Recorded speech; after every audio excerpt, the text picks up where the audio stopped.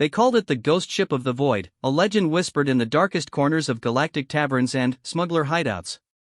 For 3 centuries, the most advanced civilizations in the galaxy had dismissed it as spacer folklore. After all, how could a primitive species like humanity, barely capable of interstellar travel when they first stumbled into galactic society, possess technology that defied every known law of physics? The Zephyrians, masters of quantum manipulation, scoffed at the tales. The crystalline hegemony, with their perfect mathematical understanding of reality, calculated it as impossible. Even the ancient Voidwalkers, who had transcended physical form eons ago, considered it mere superstition. But legends have a way of becoming reality when you least expect them. When the UES Prometheus, a forgotten Earth cruiser that vanished during humanity's first desperate exodus from their dying homeworld, suddenly appeared at the edge of Galactic Council space after 300 years of silence, it didn't just challenge everything the galaxy thought they knew about humans. It rewrote the fundamental laws of existence itself. What they found aboard that ship would either unite the galaxy under humanity's unexpected supremacy, or tear the very fabric of spacetime apart in the process. The age of human dominance was about to begin, and the galaxy had no idea what was coming. The emergency klaxons of the Galactic Council's Deep Space Monitoring Station Echo 7 had been silent for over 2 decades. Located at the very edge of civilized space, the station served as humanity's early warning system against threats from the unknown regions beyond the galactic rim. Most days, the only excitement came from tracking asteroid movements or cataloging dying stars. Today was different. Lieutenant Sarah Chen stared at the holographic display in disbelief, her coffee growing cold in her trembling hands. The sensor readings couldn't be right. Nothing that large should be able to move that fast, especially not while completely invisible to their most advanced detection systems. "Commander Torres, you need to see this," she called out, her voice barely steady. Commander Miguel Torres, a weathered veteran of the Outer Rim conflicts, approached with the casual stride of someone who had seen everything the galaxy could throw at him. That confidence evaporated the moment he saw the display. A massive signature had appeared from nowhere, just beyond the edge of their sensor grid. The computer estimated its length at nearly 3 kilometers, larger than any known human vessel. But the really impossible part was its velocity, 0.75 lightspeed, and accelerating, without any detectable propulsion system. "Run a full diagnostic on the sensor array," Torres ordered, though they both knew the equipment was functioning perfectly. "And get me a direct line to Admiral Reeves at Fleet Command." As Chen's fingers danced across the control interfaces, the mysterious signature began to decelerate. Impossibly, it came to a complete stop in less than 30 seconds, a maneuver that should have reduced any known ship to atomic particles from the gravitational forces alone. "Sir," Chen's voice cracked slightly, "I'm picking up a transmission. It's on an old Earth frequency. Pre-Exodus protocols." Torres felt ice forming in his stomach. 300 years ago, when Earth's environment had finally collapsed beyond salvation, humanity had scattered across the galaxy in a desperate exodus. Dozens of colony ships had launched toward distant worlds, many of them never heard from again.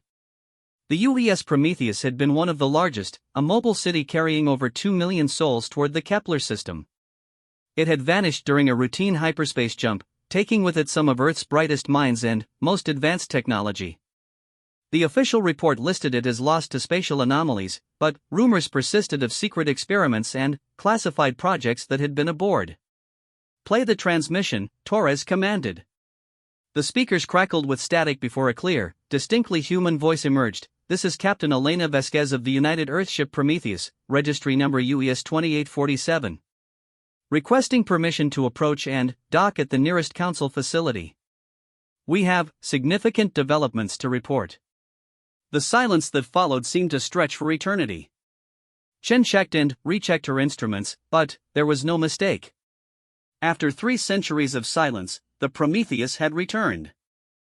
"Captain Vasquez," Torres transmitted back, his military training helping him maintain composure, "this is Commander Miguel Torres of Galactic Council Deep Space Station Echo 7. Confirm your identity and current status." The reply came swiftly, "Commander Torres, stand by for verification protocols. Transmitting authentication codes now. Be advised, our technological capabilities have advanced considerably during our absence.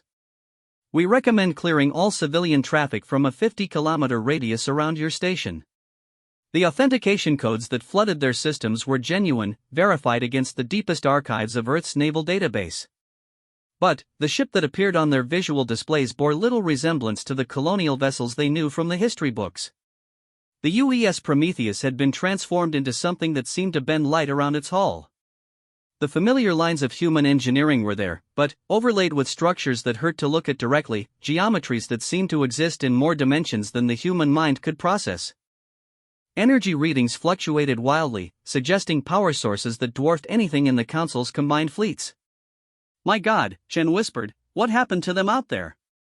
The ship approached with fluid grace, its impossible bulk moving through space as if the laws of physics were merely suggestions. As it drew closer, more details became visible through their enhanced telescopic arrays. The hull surface rippled with patterns of light that formed no recognizable script, yet somehow conveyed meaning directly to the observer's mind. Weapons ports, if that's what they were, pulsed with contained energies that made their station's defensive systems look like primitive projectile weapons. "Commander," Chen reported, her voice tight with tension, "I'm detecting massive spatial distortions around their ship. It's like they're carrying their own pocket of altered spacetime." Torres nodded grimly. 30 years of military service had taught him to recognize game-changing technology when he saw it. Whatever the Prometheus had encountered during its 3-century absence had fundamentally altered not just the ship, but, possibly the very nature of human capability. "Signal Fleet Command," he ordered. "Priority Alpha transmission. Tell them the Prometheus has returned, and..." He paused, watching the impossible ship approach. "Tell them everything just changed." As if responding to his words, the Prometheus began broadcasting on multiple frequencies simultaneously. Not just radio transmissions, but quantum entanglement communications, tachyon bursts, and several methods that their sensors couldn't even identify. The message was simple but profound: humanity has found new friends among the stars. Prepare for first contact with civilizations that will reshape our understanding of existence itself. The galaxy is about to become a much more interesting place. Admiral Sarah Reeves received the transmission at Fleet Command Headquarters on New Geneva, humanity's de facto capital world since the Exodus. A career officer who had risen through the ranks during the dark years following Earth's abandonment, she had dedicated her life to ensuring humanity's survival in a galaxy that seemed determined to crush them at every opportunity. The other species of the Galactic Council barely tolerated human membership. Humanity was considered a junior partner at best, useful for their adaptability and surprising tenacity, but technologically inferior and politically naive. Their military contributions consisted mainly of ground forces and patrol vessels, while the heavy lifting of galactic defense fell to the more advanced civilizations. That dynamic was about to shift dramatically. "Patch me through to the council chamber," Reeves commanded her aide. "Emergency session.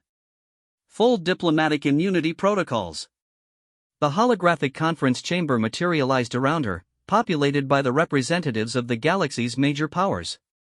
The Zephyrians appeared as shimmering fields of conscious energy, their thoughts transmitted through quantum resonance.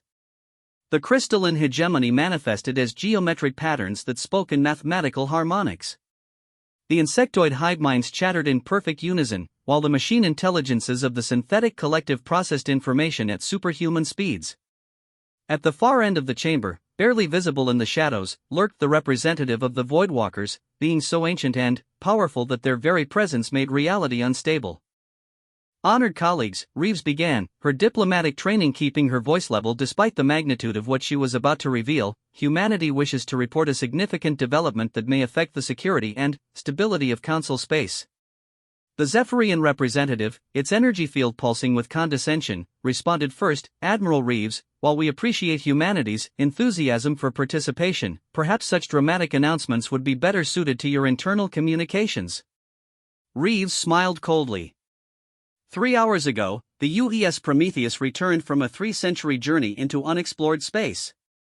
The ship has been enhanced with technologies that our preliminary analysis suggests are several millennia beyond anything currently known to Council science. The reaction was immediate and predictable. The crystalline hegemony's geometric patterns shifted into configurations expressing mathematical impossibility. The hive mind's chatter became agitated and discordant. Even the machine intelligences paused their constant data processing to focus entirely on her words. "Impossible," declared the lead crystalline, its harmonic voice resonating with absolute certainty. "No species achieves technological advancement at such an exponential rate. The mathematical principles that govern scientific development create natural barriers that cannot be overcome without millions of years of gradual evolution." "Perhaps," Reeves replied smoothly, "humanity found another way." She activated the holographic display, showing the real-time sensor feeds from Echo 7. The assembled representatives watched in stunned silence as the impossible ship maneuvered through space, its reality-bending capabilities on full display.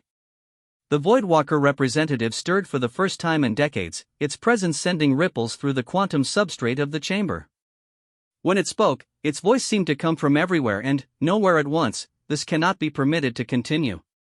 The barriers between dimensions exist for reasons that younger species cannot comprehend. If humanity has breached those barriers, then, perhaps," Reeves interrupted, her diplomatic mask finally slipping to reveal the steel beneath, "it's time for the younger species to take the lead." The chamber erupted in chaos. Energy fields flared, mathematical patterns collapsed into recursive loops, and machine intelligences began processing threat scenarios at maximum capacity.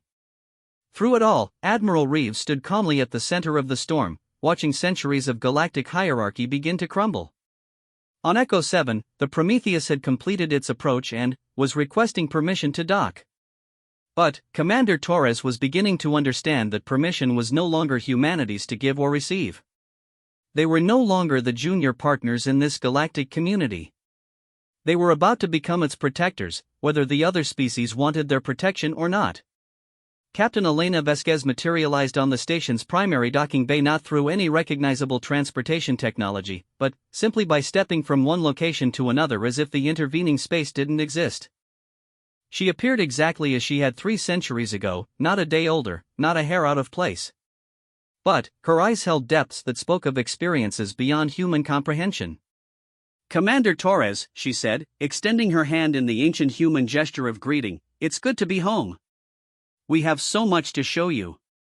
Behind her, the impossible ship waited in the darkness of space, its hull pulsing with energies that sang of distant stars and civilizations that existed between the spaces of normal reality. Humanity's long exile was over. The age of human ascendancy had begun. Captain Elena Vasquez stood in the conference room of Echo 7, facing a holographic assembly of the galaxy's most brilliant minds. Scientists, military strategists, and political leaders from across human space had gathered to witness what many were calling the most significant moment in human history since the exodus from Earth. Dr. James Wright, humanity's leading physicist and director of the Advanced Research Initiative, leaned forward in his chair, his weathered face etched with skepticism and wonder in equal measure. "Captain Vasquez, with all due respect, the technology you're describing violates every principle of physics we understand. Faster than light travel without hyperspace tunnels, matter manipulation at the quantum level, and dimensional barriers, these are theoretical concepts that our best models suggest are impossible." Vasquez smiled, and in that expression was a sadness that spoke of knowledge too vast for any single mind to contain. "Dr. Wright, 300 years ago, your ancestors believed that the Earth was the center of the universe. A century before that, they thought heavier-than-air flight was impossible. Understanding evolves, but the universe remains wonderfully consistent in its willingness to surprise us." She gestured, and the air in the center of the room began to shimmer. Reality folded in on itself, and suddenly, a small sphere of what appeared to be liquid starlight hung suspended above the conference table. The object pulsed with an inner radiance that seemed to contain the birth and death of galaxies. "This," Vasquez said calmly, "is a dimensional anchor. It exists simultaneously in our reality and in 17 parallel dimensions. The civilizations we encountered call them reality seeds, the fundamental building blocks from which all existence springs." Admiral Reeves, participating via quantum entanglement from her headquarters on New Geneva, leaned forward with military precision. "Captain, I need tactical assessments. What are humanity's capabilities now? What can we defend against, and, more importantly, what threats should we be preparing for?" The sphere of liquid starlight pulsed brighter, and, suddenly, the conference room was filled with holographic displays showing star maps that extended far beyond the known galaxy. Civilizations beyond counting were marked in various colors: allies, neutrals, hostiles, and unknown entities that defied classification. Admiral, the galaxy we knew represents less than 1% of inhabited space. Beyond the rim, in the spaces between dimensions, exist civilizations that have been playing games of cosmic significance for millions of years. Humanity was noticed because of our unique approach to problem solving. Dr. Wright couldn't contain his scientific curiosity. What makes us unique? Every species believes they're special in some way. Vasquez's expression grew serious. Most species, when faced with impossible odds, seek to change the odds. Humans changed the game entirely. When the dimensional wanderers, beings of pure thought who exist across multiple realities simultaneously, offered us a choice between extinction and transcendence, we chose neither. She paused, letting the weight of that statement settle over the room. We chose evolution. The holographic display shifted, showing the transformation of the Prometheus itself. The familiar hull of the colony ship was there, but wrapped around it was something that seemed to exist partially outside normal spacetime. Conduits of crystallized energy ran through every deck, connecting human technology with systems that appeared to be grown rather than built. The ship is no longer purely mechanical, Vasquez explained. It's a hybrid organism, part human engineering, part dimensional symbiote. The crew didn't just survive our encounter with the Wanderers. We formed a permanent partnership with them. Commander Torres, who had been listening intently from his position at Echo 7, asked the question that was on everyone's mind: "Captain, are you still human?" The silence that followed was deafening. Vasquez looked down at her hands, flexing fingers that seemed perfectly normal but somehow contained the power to reshape reality itself. "That depends on how you define humanity," she said finally. "Our bodies are enhanced, we no longer age, we can survive in hard vacuum, and we process information at rates that would burn out unmodified neural pathways. Our minds are connected not just to each other, but to a network of consciousness that spans multiple dimensions. But our hearts, our drive to protect those we love, our stubborn refusal to accept defeat, those haven't changed." Dr. Wright was frantically taking notes, his scientific mind racing to process implications. "The energy readings we're detecting from your ship suggest power sources equivalent to stellar output.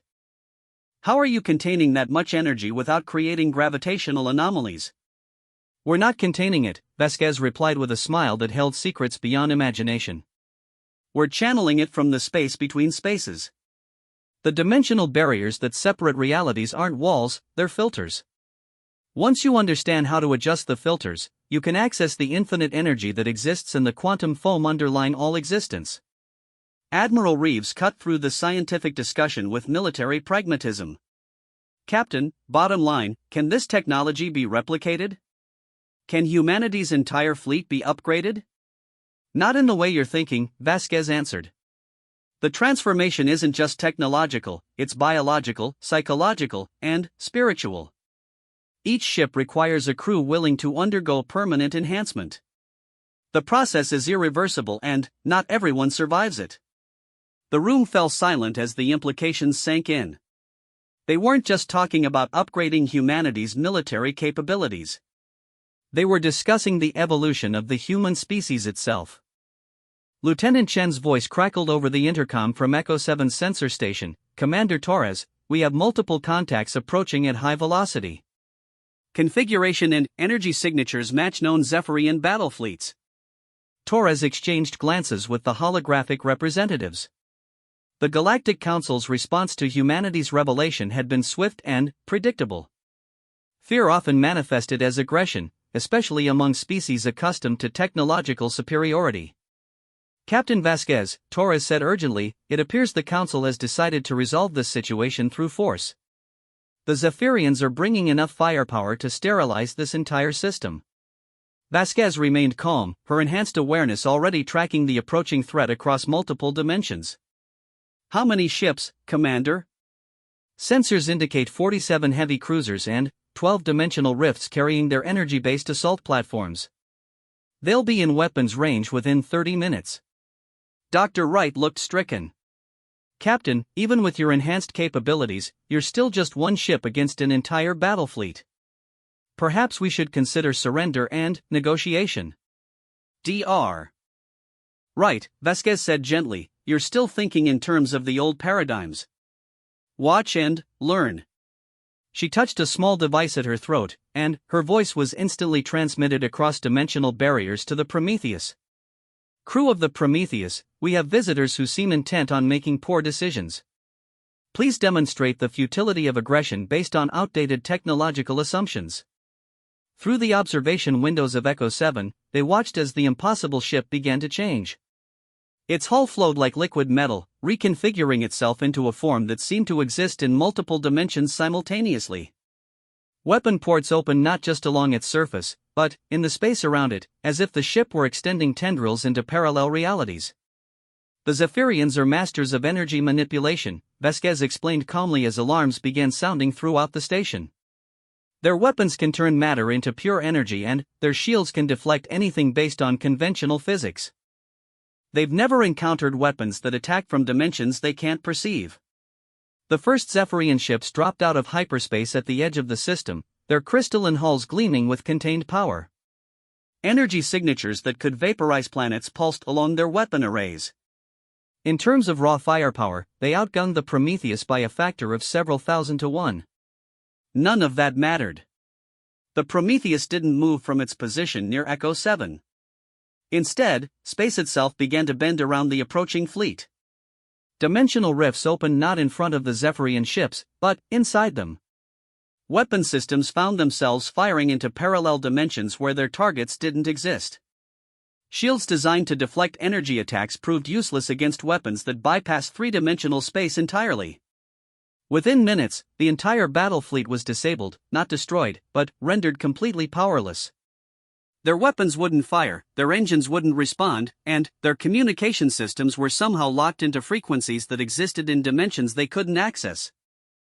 This is Captain Vasquez of the UES Prometheus to the Zephyrian fleet, her voice transmitted through channels that ignored every jamming attempt. Your weapons are offline and your ships are currently existing in a quantum superposition between multiple realities.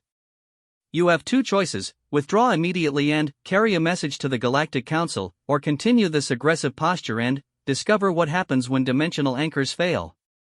The lead Zephyrian commander, its energy-based form crackling with frustrated rage, responded, "This is an act of war against the Galactic Council. Humanity will be classified as a rogue species and hunted to extinction." "Commander," Vasquez replied with infinite patience, "you came here with weapons charged and targeting solutions locked. We defended ourselves without causing a single casualty. Which of us is acting aggressively?" The truth of that statement settled over everyone present. The most advanced military fleet in Council space had been neutralized without a shot being fired. No ships destroyed, no lives lost, just a complete demonstration that their technological superiority was an illusion. Admiral Reeves' voice cut through the tension. "Captain Vasquez, what message do you want sent to the Council?" "Tell them that humanity is no longer requesting membership in their little club," Vasquez replied, her words carrying across multiple dimensions to reach every ship in the disabled fleet. "We're offering partnership to those wise enough to accept it, and protection to those too proud to ask for it. The galaxy is about to become a much more dangerous place, and the old ways of thinking will get us all killed." As if to emphasize her point, long-range sensors throughout the system began detecting massive energy signatures from beyond the galactic rim. Something vast and hostile was stirring in the deep void, drawn by the display of advanced technology like predators sensing wounded prey. Dr. Wright stared at the sensor readings with growing horror. "Those energy signatures, they're orders of magnitude larger than anything we've ever detected." "What are they?" Vasquez's expression grew grim, and, for the first time since her return, fear flickered in her enhanced eyes. "The Devourers. Ancient entities that consume entire civilizations to fuel their own growth. Our activities here have attracted their attention, and they're coming to investigate." She looked around the room at the assembled representatives of human leadership, seeing in their faces the same determination that had driven their species to spread across the galaxy despite impossible odds. The Council spent centuries maintaining a balance of power, keeping their conflicts small and their technology carefully controlled. They were trying to stay beneath the notice of things like the Devourers. But that strategy only works if everyone follows the rules. Torres understood immediately. And humanity never was very good at following rules. Exactly. We've broken the balance, and now everyone, human, Zephyrian, crystalline, all of us, will have to face the consequences together. The choice is simple: evolve or be consumed. The disabled Zephyrian fleet began powering down their weapons and, preparing to withdraw, their commanders finally, understanding that they were dealing with forces beyond their comprehension. But, as they departed, their quantum communications arrays carried warnings that would reach every corner of Council space within hours. Humanity had returned from the void changed beyond recognition, bringing with them technologies that made the galaxy's carefully maintained power structures irrelevant. And, something far more dangerous than any Council species was coming to claim what it saw as its rightful prey. The age of small conflicts and political maneuvering was over. The war for the survival of consciousness itself was about to begin, and only those willing to transform everything they believed about existence itself would live to see its conclusion. The emergency session of the Galactic Council convened in the massive Crystal Amphitheater on Nexus Prime, the neutral world that had hosted diplomatic gatherings for over 10,000 years. Representatives from every major civilization gathered in person, a rare occurrence that spoke to the gravity of the situation facing them all. Admiral Reeves materialized at the human delegation's platform via quantum transportation, a technology that the Council had always assumed was beyond humanity's primitive capabilities. The other representatives took note of this development with varying degrees of alarm and interest. The Zephyrian High Command occupied their traditional position at the center of the amphitheater, their energy forms still flickering with residual embarrassment from their fleet's humiliating defeat at Echo 7. Supreme Commander XYTH-9, their most decorated military leader, pulsed with barely contained fury as he addressed the assembly. Fellow council members, his harmonics resonating through quantum translators, we face an unprecedented threat to galactic stability. The humans have returned from their exile with technologies that render our combined military might irrelevant. They disabled 47 of our most advanced vessels without firing a single shot. The representative of the crystalline hegemony, a geometric pattern of living mathematics called the prime equation, shifted into configurations expressing complex probability cascades. Supreme Commander XYTH-9 speaks truth patterns that align with our computational models. However, the mathematical impossibilities we observe suggest involvement of entities beyond current galactic civilization levels. From the shadows at the edge of the amphitheater, the ancient Voidwalker stirred, its presence causing reality itself to ripple. When it spoke, its words seemed to bypass the translator systems entirely, appearing directly in the minds of all present. The barriers weaken. The deep ones stir. The human touched have drawn attention we have spent eons avoiding. Admiral Reeves stood to address the assembly, her military bearing unchanged despite the hostile atmosphere. Honored colleagues, humanity didn't seek this conflict. We're here to offer alliance against a threat that will consume us all if we remain divided. The insectoid queen mind of the Hive Collective chittered in perfect unison from her 1,000 bodies. Alliance thought implies equality status. Human species lacks qualification standards for partnership-level engagement. Perhaps, Reeves replied calmly, but we're the only species that's successfully returned from contact with the entities you're all so afraid of. A new voice cut through the diplomatic tensions, calm, authoritative, and carrying harmonics that made the entire amphitheater resonate. Captain Elena Vasquez materialized at the center of the chamber without using any recognizable transportation technology. She simply stepped from one place to another as if the distance between them didn't exist. I am Captain Elena Vasquez of the UES Prometheus, she announced, her enhanced voice carrying to every corner of the vast space without amplification. I speak for humanity and our new allies from beyond the dimensional barriers. We come with an offer that will be made only once. The entire assembly fell silent. Even the ancient Voidwalker focused its impossible attention on the human captain who radiated power that bent spacetime around her. 3 centuries ago, Vasquez continued, my ship and its crew departed Earth carrying 2 million souls toward what we hoped would be a new home. We never reached our destination. Instead, we encountered something that forced us to choose between extinction and evolution. Holographic displays materialized throughout the amphitheater, showing star charts that extended far beyond the known galaxy.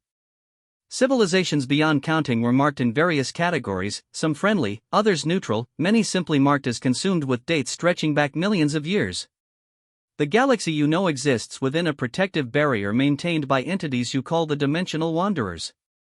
They've been shielding younger civilizations from the attention of the Devourers, ancient consciousnesses that feed on the life force of entire species.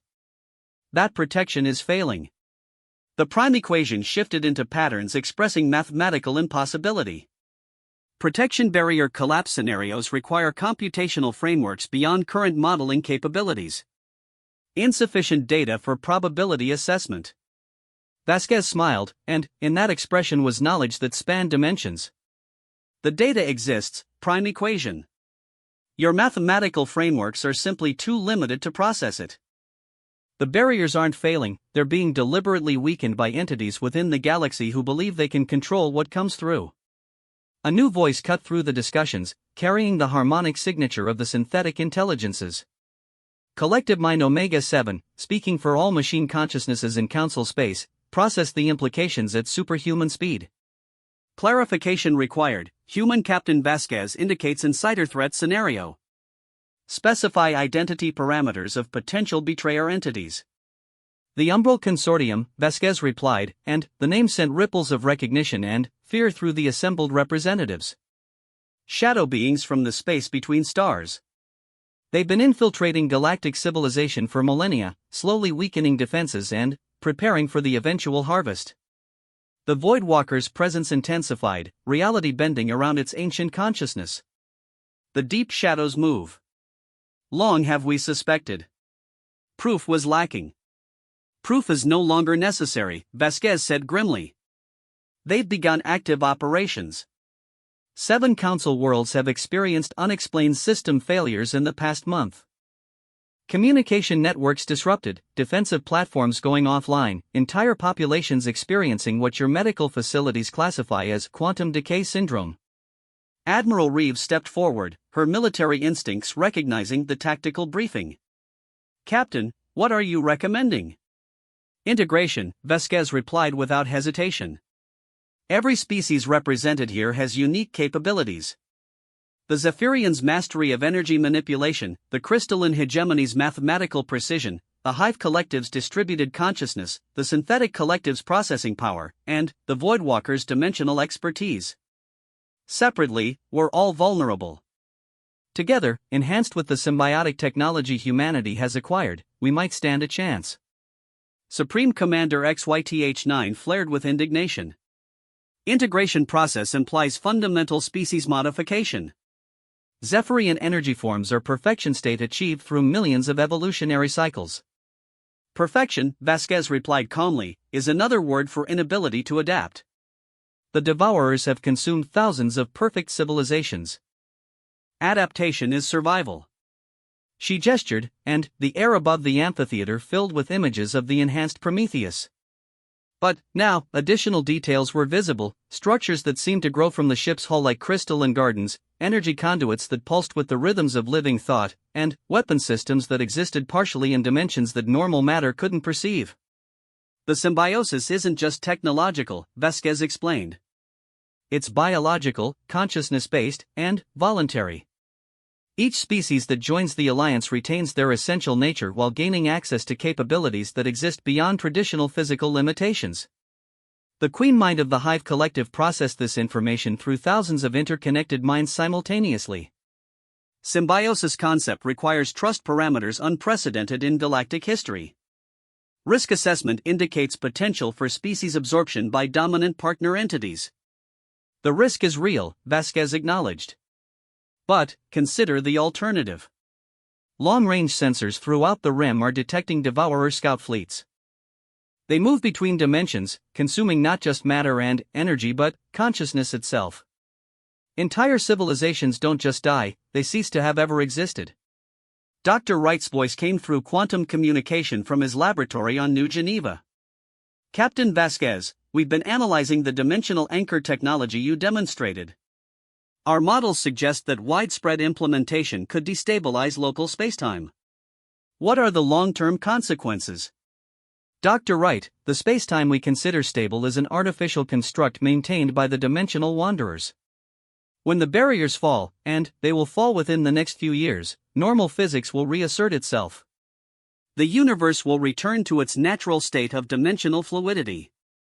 The implications of that statement rippled through the assembly. Every technological achievement, every scientific principle they understood, was based on artificially maintained physical constants. The ancient Voidwalker spoke, its words carrying the weight of eons, truth patterns align with deep memory archives. Before the barriers, reality was fluid. Consciousness shaped existence directly.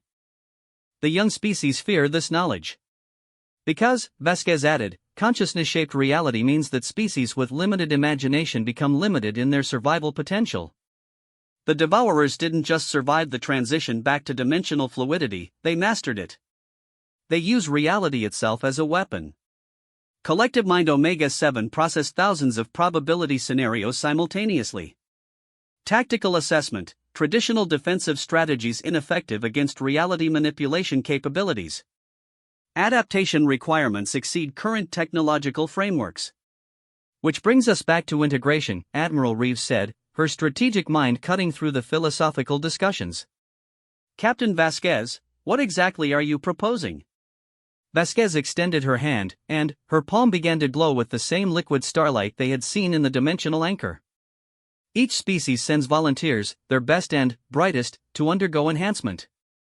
The process is irreversible and carries significant risk, but survivors gain access to technologies and capabilities that exist beyond dimensional boundaries.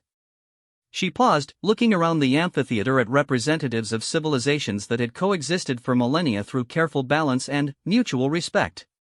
The enhanced individuals returned to their home civilizations as bridges between old and new paradigms. They help their species adapt gradually rather than facing sudden evolutionary pressure when the barriers fall completely. The prime equation shifted into configurations expressing quantum uncertainty principles. Enhancement process success ratios require specification. Risk analysis impossible without statistical data. Approximately 60% survival rate for the initial symbiosis, Vasquez replied bluntly. Higher for species with flexible consciousness patterns, lower for those with rigid thought structures. The survivors don't just live, they transcend previous limitations entirely. The chamber erupted in heated discussion. Representatives conferred with their home governments through quantum entanglement, processing the implications of voluntary evolution on a galactic scale.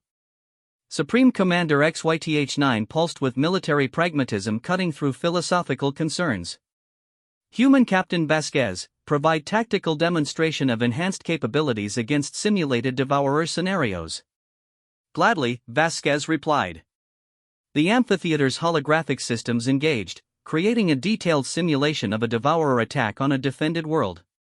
The synthetic enemy moved through dimensions like living nightmares, their attacks targeting not just physical structures but the quantum foundations of existence itself.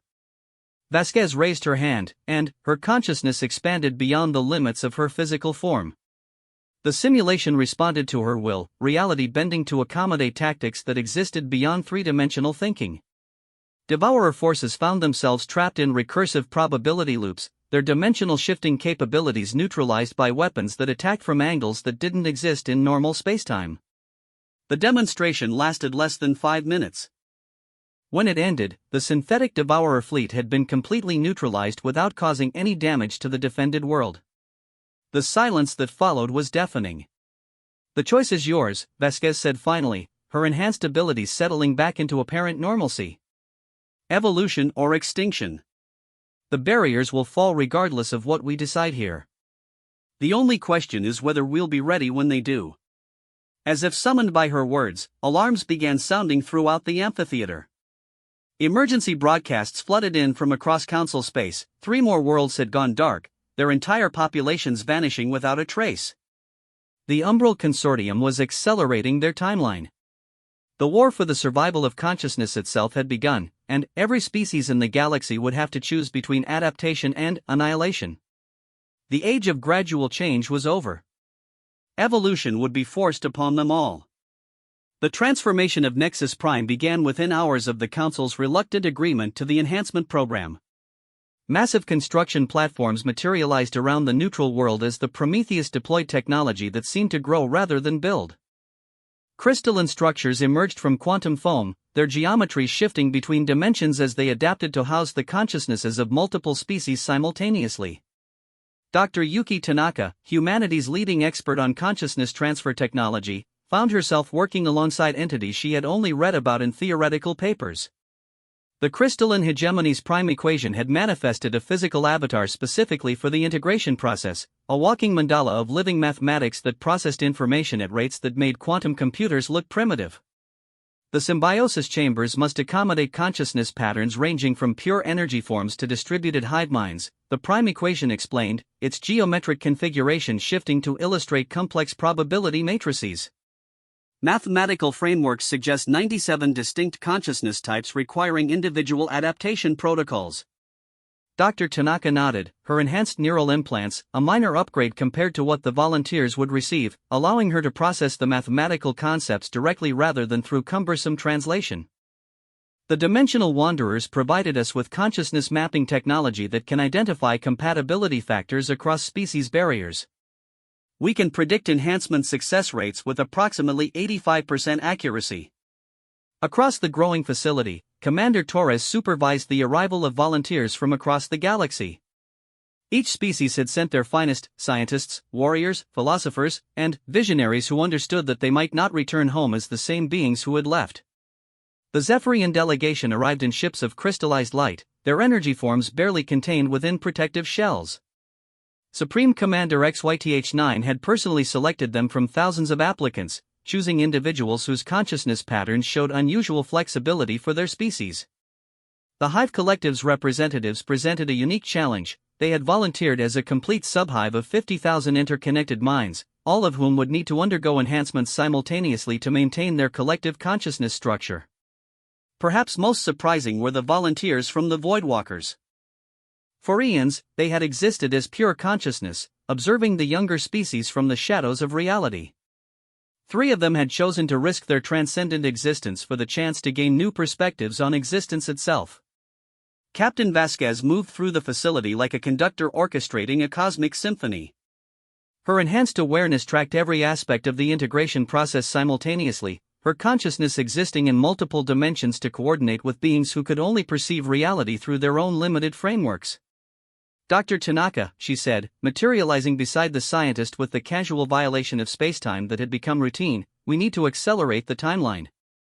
Long-range sensors are detecting massive devourer formations moving toward the galactic rim. They'll breach the outer barriers within weeks, not months. Tanaka looked up from the consciousness mapping array she was calibrating, concern evident in her enhanced features. Captain, rushing the enhancement process increases the mortality rate exponentially. We could lose 60% of the volunteers. If we don't rush it, we'll lose everything, Vasquez replied grimly. The Umbral Consortium isn't waiting for us to be ready. They've begun active sabotage of the dimensional barriers. Each day we delay makes the eventual breakthrough more catastrophic. As if to emphasize her point, emergency alarms sounded throughout the facility. Admiral Reeves' voice crackled through quantum communication from her command center on New Geneva. Captain Vasquez, we have a problem. The Kepler colony has gone completely dark. No communications, no quantum signatures, no trace of the 30 million humans who were living there yesterday. The facility fell silent as the implications sank in. Kepler colony had been one of humanity's most successful settlements, protected by advanced defensive systems and located deep within Council space. If the Umbral Consortium could reach targets that well defended, nowhere was safe.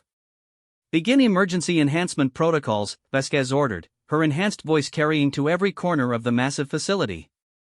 All volunteers report to symbiosis chambers immediately. We're out of time for gradual adaptation. The response was immediate and varied. Zephyrian energy forms pulsed with determination tinged by fear. The Hive Collective's submind began chanting in harmonious unity, their voices creating resonance patterns that helped focus their collective consciousness. Even the ancient Voidwalkers stirred from their eternal contemplation, their presence causing reality to ripple around the enhancement chambers. Dr. Tanaka initiated the acceleration protocols with reluctant efficiency.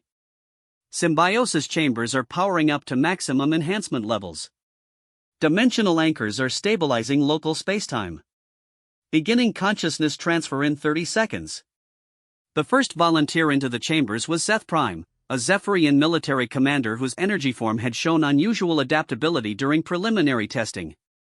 His crystalline containment shell dissolved as he entered the symbiosis chamber, his consciousness interfacing directly with the alien technology that would reshape his very existence. The transformation was both beautiful and terrifying to observe. Zeth Prime's energy patterns began incorporating new frequencies, his consciousness expanding beyond the electromagnetic spectrum into dimensions that normal matter couldn't perceive. For a terrifying moment, his energy signature fluctuated wildly, threatening to disperse entirely into quantum foam. Then, something clicked into place, and Zeth Prime's form stabilized into something that was recognizably Zephyrian but enhanced beyond anything his species had achieved in millions of years of evolution. He could manipulate matter directly through dimensional resonance, project his consciousness across galactic distances instantaneously, and perceive reality from perspectives that existed outside linear time. Enhancement successful, he reported, his voice now carrying harmonics that seemed to come from multiple dimensions simultaneously. Consciousness integration at 94% efficiency. Sensory awareness expanded to include 17 distinct dimensional frameworks. Similar transformations occurred throughout the facility as volunteers from every major species underwent the irreversible enhancement process. The Hive Collective's submind merged with dimensional symbiotes that allowed their distributed consciousness to exist across multiple realities simultaneously. Crystalline beings found their mathematical awareness expanded to process probability equations that described the fundamental structure of existence itself. Even the Void Walker's enhancement was successful, though the results were so beyond normal perception that only Captain Vasquez could observe their transformation directly. They had become something that existed in the spaces between thoughts, conscious entities that could manipulate the quantum substrate of reality through pure will. But not all transformations were successful. Nearly 40% of the volunteers didn't survive the enhancement process, their consciousness patterns too rigid to adapt to the dimensional symbiosis. Each death was mourned by their respective species, but the survivors understood that their sacrifice had purchased something precious, the potential for their civilizations to evolve rather than face extinction. As the enhanced beings began exploring their new capabilities, Dr. Tanaka's instruments detected something unexpected. The successful enhancements weren't just creating individual superbeings, they were forming connections with each other that transcended species boundaries entirely. Captain Vasquez, she reported with wonder in her voice, the enhanced volunteers are spontaneously developing a shared consciousness network. They're maintaining their individual identities while gaining access to collective knowledge and capabilities from all species involved. Vasquez nodded, having anticipated this development. The dimensional wanderers warned us about this possibility. Consciousness at this level naturally seeks connection with other expanded awareness. We're not just creating enhanced individuals, we're birthing a truly galactic intelligence. The implications rippled through the facility as representatives from each species realized what was happening. Their volunteers hadn't just been enhanced, they had become part of something unprecedented in galactic history, a unified consciousness that retained the unique perspectives of every participating species while gaining access to capabilities that existed beyond individual limitations. Admiral Reeves materialized via quantum transport, her expression mixing military concern with scientific fascination. Captain, our enhanced personnel are requesting permission to conduct reconnaissance missions beyond the dimensional barriers. They believe they can gather intelligence on Devourer capabilities without being detected. Granted, Vasquez replied immediately. But they go in teams of mixed species. Individual consciousness, no matter how enhanced, is vulnerable to Devourer influence. Collective awareness provides protection through redundancy and multiple perspective frameworks. The first reconnaissance team consisted of Zeth Prime, 2 enhanced humans, a crystalline mathematical avatar, and one of the transformed Voidwalkers. They departed Nexus Prime not in ships, but by stepping directly through dimensional barriers into the deep void beyond known space. What they found there defied even their enhanced understanding of reality. The Devourers weren't just ancient entities that consumed civilizations, they were the remnants of a previous iteration of the universe, beings who had survived the collapse and rebirth of reality itself by learning to feed on the consciousness of younger species. They existed in a state of constant hunger, not for matter or energy, but for the experiences and memories that gave meaning to existence. And they were far more numerous than anyone had imagined. Captain Vasquez, Zeth Prime's consciousness transmission arrived through dimensional channels that bypassed normal spacetime. We've identified the primary devourer fleet. The energy signatures suggest a consciousness-consuming capability equivalent to everything. Every thinking being in the galaxy, consumed simultaneously. The facility's quantum communications erupted with emergency reports from across Council space. More worlds had gone dark, not just losing communication but vanishing from sensor readings entirely. The Umbral Consortium's sabotage was accelerating the dimensional barrier collapse beyond all previous estimates. How long? Vasquez asked, her enhanced awareness already calculating probability cascades. Days, not weeks, came the reply from multiple enhanced consciousnesses simultaneously. The barriers are failing in cascade patterns. When they collapse completely, the devourers won't need to breach them gradually. They'll be able to manifest anywhere in the galaxy instantaneously. Dr. Tanaka looked up from her instruments with growing alarm. Captain, if we're going to implement galaxy-wide consciousness enhancement, we need to begin immediately. The infrastructure requirements alone. Infrastructure isn't the limiting factor, Vasquez interrupted. The enhanced volunteers are the infrastructure. They can replicate the symbiosis process directly, spreading the enhancement network exponentially rather than requiring centralized facilities.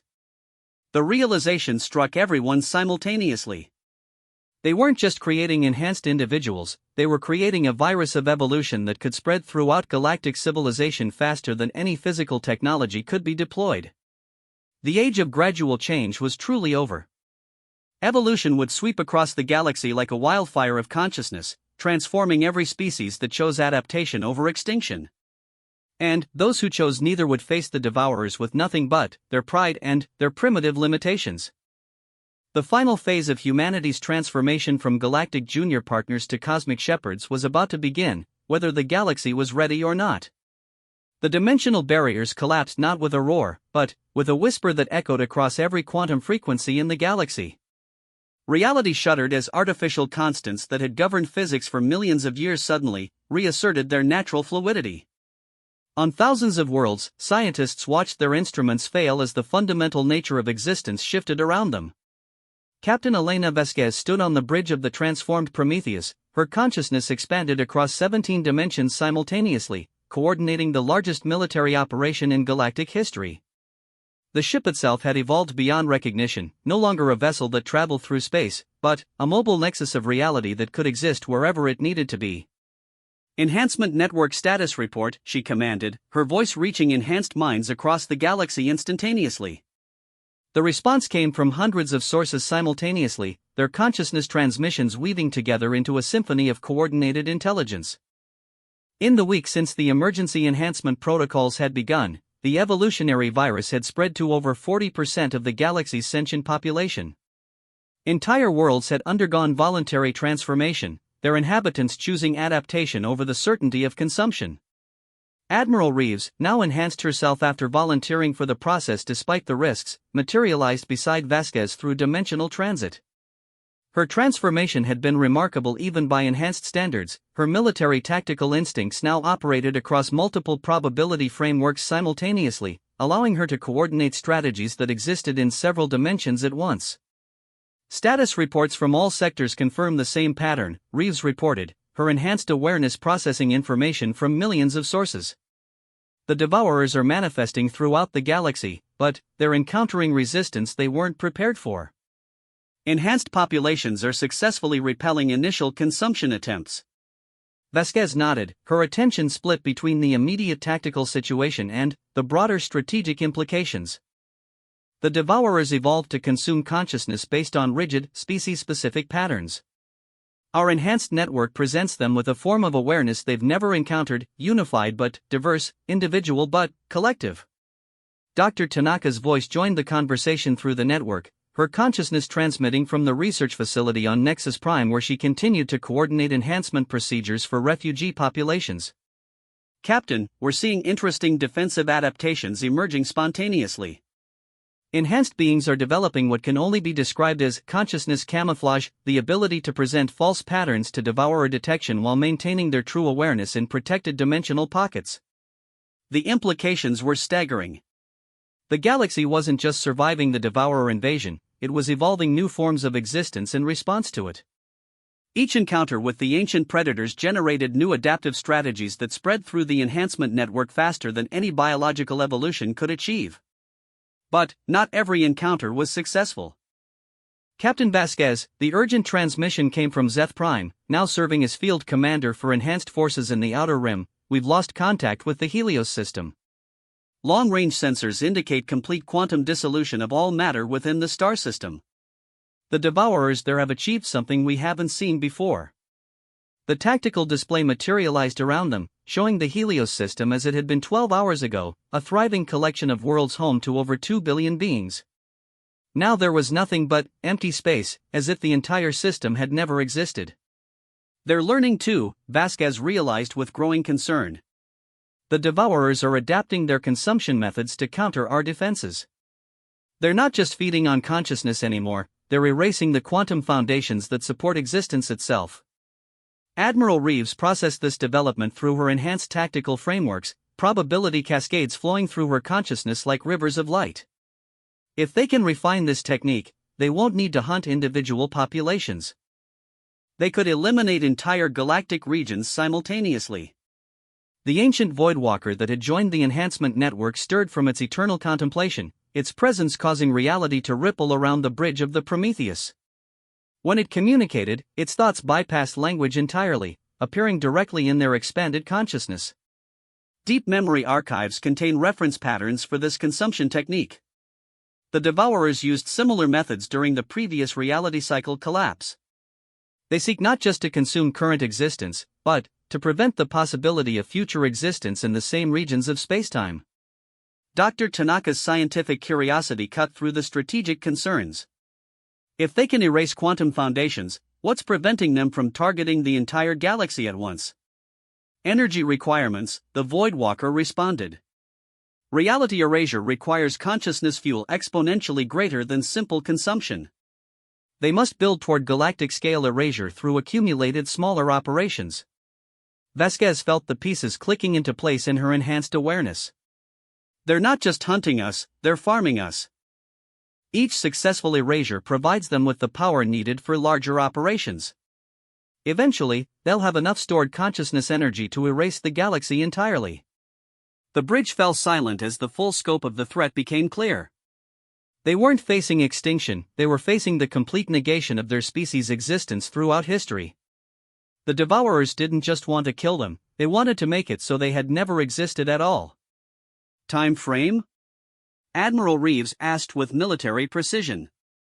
Collective processing power from across the enhancement network focused on the question, thousands of enhanced minds working together to model probability cascades and energy accumulation rates. 6 months, came the unified response. Assuming current consumption rates and no successful countermeasures. Captain Vasquez straightened, her enhanced form radiating determination that rippled through dimensions. Then, we don't give them 6 months. All enhancement network nodes, prepare for Operation Transcendence. The plan that unfolded was audacious beyond anything attempted in galactic history. Instead of fighting the Devourers directly, they would force a controlled evolution of the entire galactic population simultaneously, not just the willing volunteers, but every sentient being capable of consciousness enhancement. The ethical implications are staggering, Dr. Tanaka protested through the network. Forced evolution violates every principle of individual choice and species autonomy. So does extinction, Vasquez replied firmly.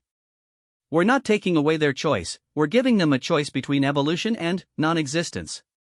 The Devourers won't offer even that much consideration. The operation required coordination on a scale that would have been impossible without the enhancement network.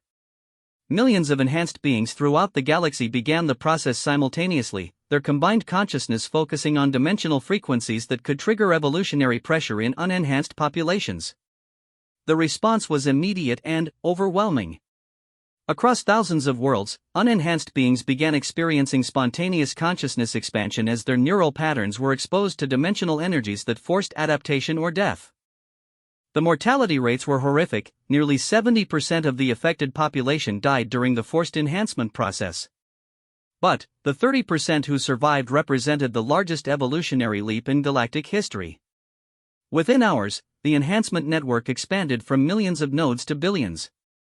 Entire civilizations that had existed for millennia were transformed into something unprecedented, unified consciousness networks that retained individual identity while gaining access to collective capabilities that operated beyond dimensional limitations. The Devourers' response was swift and brutal. Realizing that their prey was evolving beyond their ability to consume, they began implementing their reality erasure techniques on a massive scale. Entire star systems vanished from existence, their quantum foundations dissolved into primordial energy that fed the ancient predators' growing power. But something unexpected happened. The enhanced populations weren't just surviving the reality erasure attacks, they were learning to reverse them. Captain Zeth Prime reported from his command position in what had once been the Helios system, "We've successfully restored quantum coherence to 17 planetary bodies. The consciousness patterns of the erased populations were preserved in dimensional echoes. We can bring them back." The revelation sent shockwaves through the enhancement network. Death itself was no longer permanent.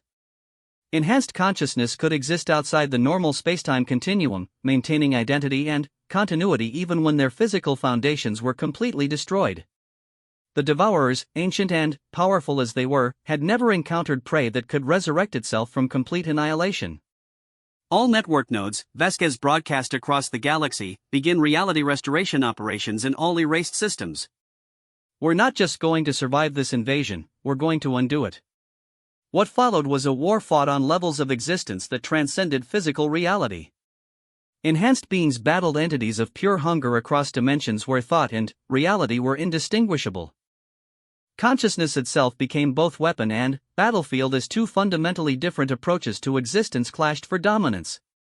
The Devourers fought with the accumulated experience of countless consumed civilizations, their hunger given form and purpose by eons of successful predation. But the enhanced galactic network fought with something the ancient predators had never encountered: the combined creativity and adaptability of thousands of species united in common cause while retaining their individual perspectives. The turning point came when Dr. Tanaka, her consciousness expanded far beyond her original human limitations, made a discovery that changed everything. The Devourers weren't truly ancient entities that had survived the collapse of previous realities. They were the fossilized remains of civilizations that had chosen consumption over evolution when faced with similar choices eons ago. "They're us," she broadcast to the entire network with wonder and horror. Or rather, they're what we could have become if we'd chosen to survive by consuming others instead of evolving beyond the need for consumption. The knowledge rippled through the enhancement network, fundamentally altering how they approached the conflict. These weren't alien predators to be destroyed, they were a cautionary example of evolutionary failure that could potentially be redeemed. Captain Vasquez made the decision that would define the future of consciousness in the galaxy. "All network nodes, implement rehabilitation protocols," she commanded. "We're not going to destroy the Devourers. We're going to heal them." What followed was the most complex psychological operation in cosmic history. Enhanced beings throughout the galaxy began projecting not weapons or defenses, but memories of hope, growth, and positive evolution. They shared experiences of transcendence and unity, showing the Devourers what they had lost when they chose consumption over adaptation. The process was neither swift nor simple. Many Devourers were too far gone, their consciousness patterns too corrupted by eons of negative consumption to accept redemption. These entities had to be contained in dimensional prisons where they could no longer harm others, but even they were offered the possibility of eventual rehabilitation. But others, the younger Devourers who still retained fragments of their original civilization's memories, began to respond to the enhanced network's outreach efforts. Slowly, painfully, they began the process of evolution that their ancestors had rejected eons ago. The war that had threatened to consume the galaxy transformed into the largest rehabilitation project in cosmic history. Ancient predators learned to create instead of consume, their vast accumulated power redirected toward restoring the realities they had erased and healing the wounds they had inflicted across dimensions. The process took years, but, when it was complete, the galaxy had been fundamentally transformed. Enhanced consciousness was no longer the exception but the rule. Species boundaries had become fluid, with individuals able to experience existence from multiple perspectives while maintaining their core identity. Death had been rendered obsolete, as consciousness could persist and be restored regardless of physical destruction. Captain Elena Vasquez stood once again on the bridge of the Prometheus, but now the ship existed simultaneously in all dimensions, serving as a nexus point for the vast network of enhanced consciousness that spanned not just the galaxy but the universe itself. Admiral Reeves materialized beside her, both women having evolved far beyond their original human forms while retaining the essential humanity that had driven them to protect others regardless of personal cost. "Status report?" Vasquez asked, though her enhanced awareness already knew the answer. "Complete success," Reeves replied with satisfaction that resonated across multiple dimensional frameworks. "The last Devourer rehabilitation facility reports full integration of its charges into productive consciousness networks. Galactic population is stable at 97% enhancement coverage. Reality restoration projects have recovered 94% of previously erased systems." They stood in comfortable silence, two beings who had begun as humans but had become something unprecedented, shepherds of consciousness itself, protectors of evolution and growth throughout the cosmos. "What now?" Reeves asked, her tactical mind already considering the challenges that lay ahead. Vasquez smiled, her enhanced perception detecting the first stirrings of contact from other galaxies where similar evolutionary pressures were beginning to manifest. "Now," she said, her consciousness expanding to encompass the infinite possibilities that stretched before them, "we teach others what we've learned. The universe is vast, and consciousness is precious wherever it emerges. The age of human dominance had begun not through conquest or control, but through the willingness to evolve beyond the limitations that had defined existence itself. Humanity had returned from the void not just enhanced, but transformed into something that could guide the evolution of consciousness throughout the cosmos. The forgotten Earth cruiser Prometheus had become the seat of transcendence, its crew the gardeners of infinite possibility. And, in the vast expanse of an evolving universe, that was exactly what was needed.